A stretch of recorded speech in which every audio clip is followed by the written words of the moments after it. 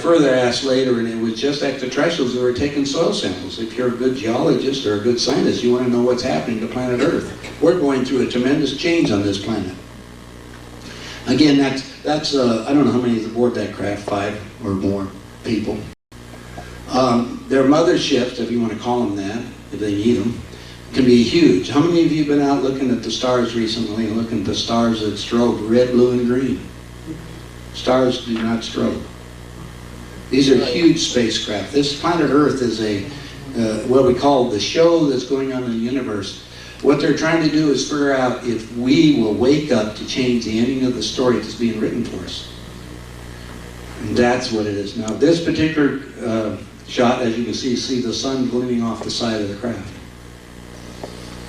There's one of them where you have the craft on top, a little drone underneath the side, just to give you an idea of how the pictures are done. And you know, again, it'd be hard to recreate these things. But today you can. Now here's the fun part. I took some of these pictures. When I was there, Billy was in contact with, again, the extraterrestrials. They have a weapon. Now, in the universe, there's a rule. It says, "Thou shalt not murder thy fellow man in thought or deed." We shortened it down to "thou shalt not kill," but it doesn't cover enough, right? However, if somebody attacks you, you have to protect yourself, right? If you don't, that's suicide or self-murder. That's also against the law. Now, they go into great details about that, and I was kind of fascinated about it because of people that go committing suicide. They don't. All you do is get rid of this body. You got to come right back. Anyway, there's Betty with one arm, and here's this little gun. I call it, you know, the laser gun. That's one of the extraterrestrials. Wouldn't allow her face to be shown, but that's one of her space outfits. But there's the gun again. The detractors didn't like this picture because the end of the gun is about the same color as the fence that Billy just painted, but that's okay too. Again, as you can see, the outfits that they had were space-wide. I have some documents. I'll tell you how fast they travel and what they do, and they say it's pure mechanics, and they give us a lot of information about it. That's what that gun does. Pretty powerful, huh? By the way, I took that picture.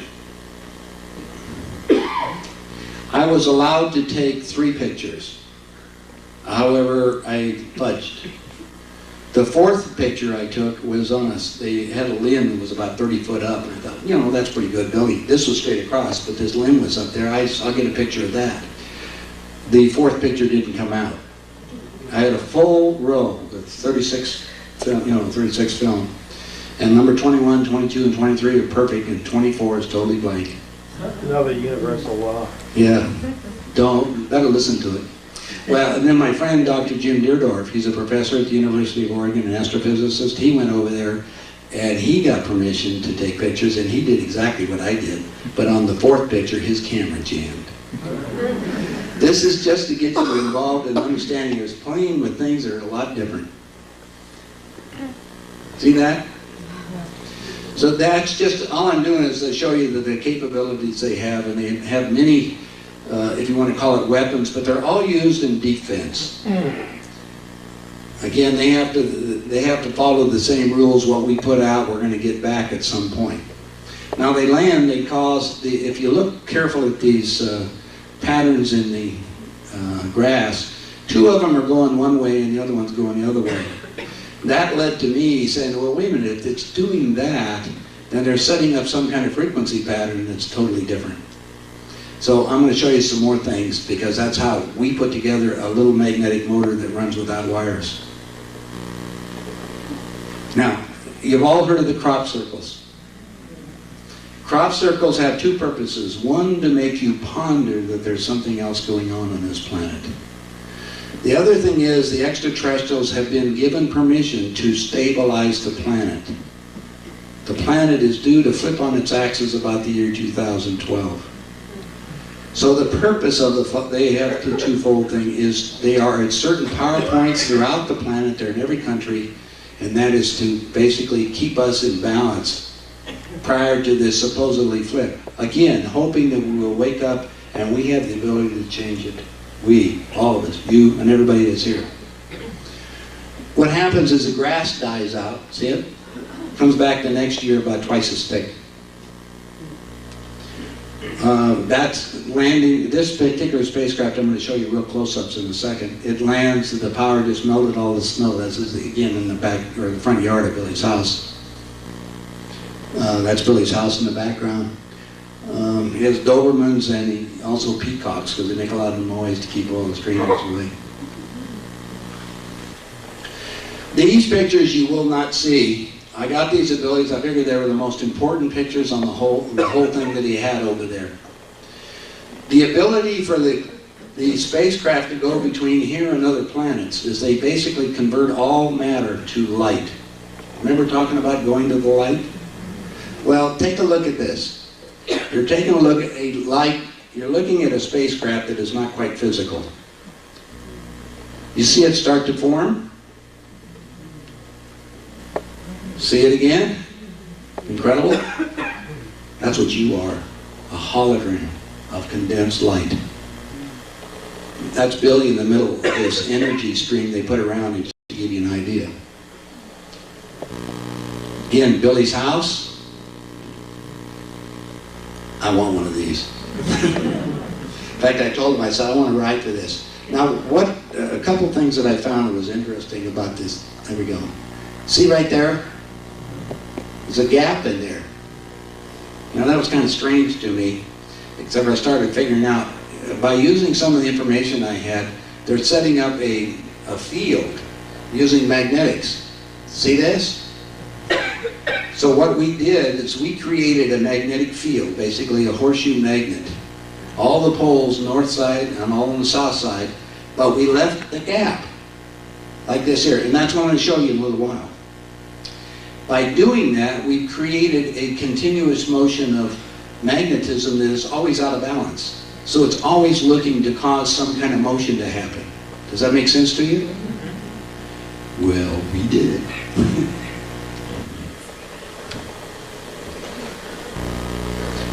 Again, there's spacecraft Titan. And remember, well, you can't see them right now because it's not bright enough in here. We'll go to the next one up. Remember those, see the little tiny protuberances underneath there? That's what melted it down at the bottom. Again, they call this the wedding cake, by the way. This is the latest variation. This is a bigger craft. Now that's, as you know, the old Volkswagen bus and the little trailer behind it. Same, basically another picture of the same thing. I'm going to show you some crop circles. There's one of them. There's all different kinds of sizes and shapes. I've got literally hundreds of them. There's videos and there are books on all of them, and they all have, you know, their ideas that their communication. And again, the extraterrestrials assured me, they says, you guys don't worry about it right now. Just be happy that we're doing it to stabilize it. Each of these have certain patterns that are happening all over the globe. I mean, they were up in Montana, of all places, out in California a couple of weeks ago. India, if you saw the movie Signs, that was done over in India. They're in Russia. Literally beautiful things. There's, I got the latest copy of Nexus that has like 10 pages of it. I don't know if you guys subscribe to Nexus magazine, but you know, contact us and we'll get you information on it. They keep track of a lot of those things that are going on. There's one in front of an apartment. I have some friends that went to England, by the way, and camped out in the field, woke up in the morning, and crop circle was totally around them. I haven't put it onto this, but probably my next lecture I'll have it. I have a sequence where I'm going to show you the crop circles being made. There are footage showing small white spheres hovering over the fields where the crop circles have appeared. In the documents showing these objects, there is one that has caused a stir-up. In it, one can see some spheres flying over a wheat field, and in a few seconds, a pictogram appearing similar to a snow crystal. The footage was recorded at 5 AM of 11th of August 1996 by John Wabley, an English UFO enthusiast of the crop circles phenomenon in proximity of Oliver Castle in England.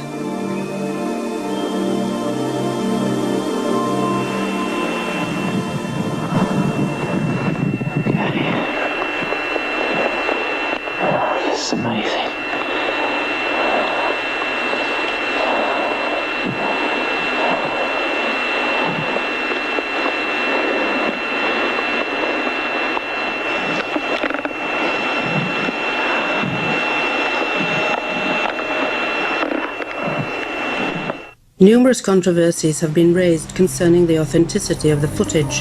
However, the accurate analysis carried out by the American researcher Jim Dilettoso, an expert of computerized systems of videos, have not ascertained any trace of falsification. My opinion on the Oliver's Castle video footage is that there is no evidence of a hoax. The key thing is that if the Oliver's Castle image was made digitally, that word digital says it went into a computer.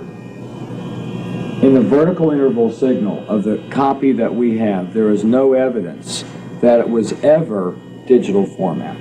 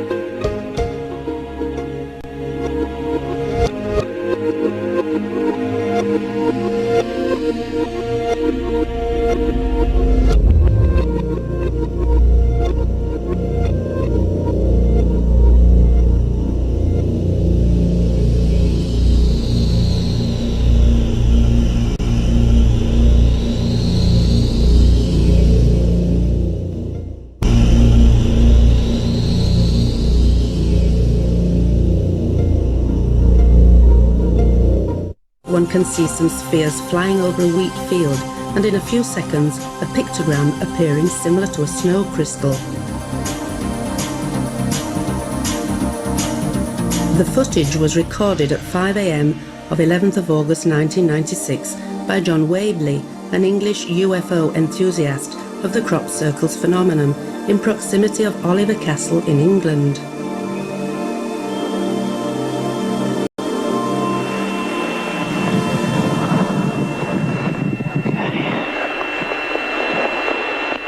This is amazing.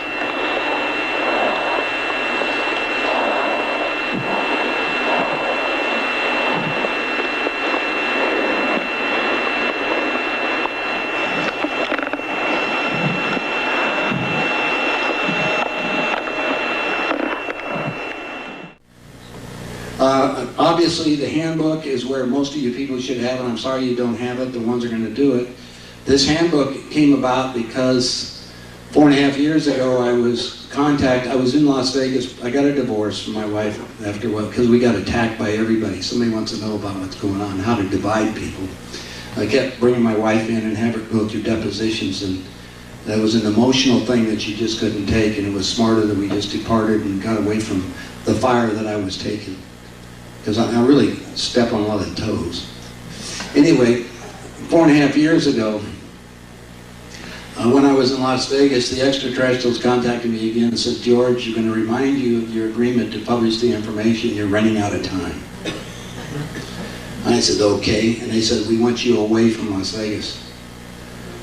The energies here are out of balance. We want to make sure we have a pure information that's going through. Now, when I was with Billy over in Switzerland, one of the things that confused me, the Pleiadians said that they were in continuous contact with spirit. Now remember, these Pleiadians, the girl, Semyasi, appeared to be about 30 years old, but she was 300 years old. They lived to be 1,000. They claimed that we're their descendants, that we were created as their warriors, most of us. These are some skulls that are in Peru, at the Peruvian Museum. If you look back at history, remember Nefertiti with the long... Okay. Been a lot of interaction with extraterrestrials throughout this whole planet. The United States has all kinds of information. There's a lot of burial grounds of 10 and 12 foot people. How about that? You guys remember about the little graves? Again, when Billy, when I was over there, he just showed me these little, he said 12-inch tall people, 14 inches. Oh, like I say, leprechauns and fairies. Well, within the universe with gravity, we have all kinds of things. Or within the creation, look at it that way. That's just another skull. Now these are on display, by the way, in the Peruvian museums right now. A lot of people have examined them. There's a lot of extraterrestrials. You've heard about the plains of Nazca down in Peru. There's a lot of remains of a lot of extraterrestrials that are around there. They're still visiting. I actually have a friend in New Mexico that has a ranch out a little west of Taos, and they sit in the hot springs watching the spacecraft grow into the mountain. How's that for a bunch? Now, probably the next thing is going to be the most controversial of all things. I got to go back to where I was at and what's happened to me. When I was 14 years old, a friend of the family, got all these friends of the family, by the name of Dr. Walter Moyer, he was on the team of doctors that dug out the Dead Sea Scrolls. There was this group of doctors at the Denver Museum of Natural History, and they were his friends. Anyway, he invited me to go over to the Middle East and help dig up things with them, and my mother wouldn't let me go. I guess that's one of the reasons why I travel around the world right now. If I can't do it, I'm going to go do it, you know. Anyway, Moyer come back and he says, when I'm 14, he says, you know the story they tell you about, you know, the crucifixion of Jesus and all that? And I said, yeah. And he says, it's a lie. And I said, what? Can't be. He said, yeah. He said, I'll tell you about that.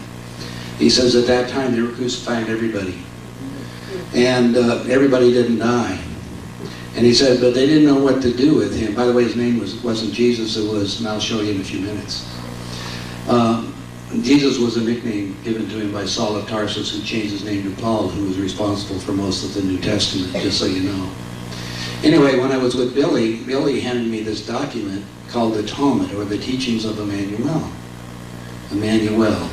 Interesting? Now, I took 4 different Bibles that you can go to any Bible bookstore and see exactly what we're talking about. The 4 Bibles that they're most common are, well, Geneva's the old one. That's where the King James was taken away from. By the way, King James, let me ask you a question. Is anybody in here accept a Bible that was authorized by Bill Clinton? Would you accept a Bible that was authorized by Bill Clinton? No. Did you know our presidents, none of them take the King James Bible? They get the Thomas Jefferson Bible. Now, who's Thomas Jefferson but a Mason? Illuminati. But anyway, I decided to go look and see what's going on. George Lomsa now, he said, I'm going to do my translations, and he went directly from the Aramaic into English. By the way, what did he say? The name Jesus, look at it, every one of them. And I like the New Living Bible. What does it say? So which one's right? You understand what the problem is when you're doing translations? Here, this is any Bible bookstore, so if you left some confusion, doesn't that look there? It's kind of interesting since Saul of Tarsus gave him the nickname Jesus. So I was more concerned about the story of Emanuel. And what happened is I came back with the documents. My wife worked on it for 2 years. We shared the information with Dr. Jim Deerdorf, that professor at the University of Oregon, who was quoted born again. He said, I'm going to disprove the documents. He ended up proving that they were real. These were written by Judas Iscariot, the scribe to Christ. In it, he's trying to put out the real message that he was given at that time, not the one that's been passed on to what you think. And I'll be talking about a few of those in a minute. This is to give you some differences in the translations. And I used the King James, or Jim did, the Matthew 5 up there, and look at how the Talmud translated it. And the next one, I thought this was pretty neat. Does that speak of flying saucers? For the ones in the back of the room, I'll read the Talmud. It says, when Emanuel had been baptized, he soon came out of the water of Jordan, and behold, a metallic light dropped from the sky and descended steeply over Jordan. It turns out that Emmanuel's father was an extraterrestrial Palladian who impregnated Mary. His purpose was to bring back the spiritual teachings of man, to wake up to who and what we really are, a spirit having a physical experience. Here's the Talmud's translation of a two-line in Matthew. It says, he rose and took a child, and they departed to Egypt. You all remember that story.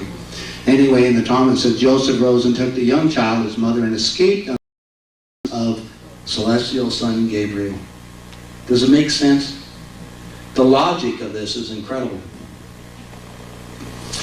And what they told us, the extraterrestrials have given me the information, they said the first rule in this universe, gain all knowledge. You can't do it in one lifetime. The wheel of reincarnation is a fact. The trouble is we come into this dimension and we forget who and what we are.